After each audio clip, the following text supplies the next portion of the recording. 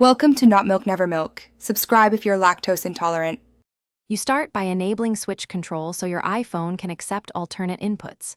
Open Settings, go to Accessibility, then Switch Control, turn it on. Once done, add a switch. Choose External for a Bluetooth device or Screen to use the display as a switch. Make sure to assign an action immediately. Select is the core command, so your switch triggers something meaningful. This step sets the input source and basic behavior, which simplifies everything that follows. Next, configure how your iPhone moves through items. You choose auto scanning for hands-free progression or manual scanning for precise, button-driven control. Then tweak timing. Set scanning interval and hold duration so selection feels natural, shorter for faster users, longer for steadier control. You should also build a custom switch control menu.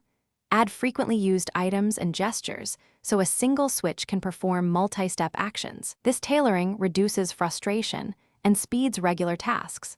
Finally, test switch control in typical apps, navigate home, open Safari, send a message, so you verify real-world usability. If navigation feels slow or jittery, refine scanning timing and remap actions. Add a second switch for menu versus select to split tasks. Make sure to save profiles for different contexts.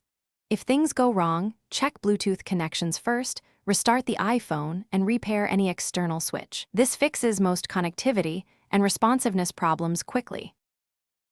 Thanks for watching. If this was helpful, leave a like and consider subscribing. See you next time.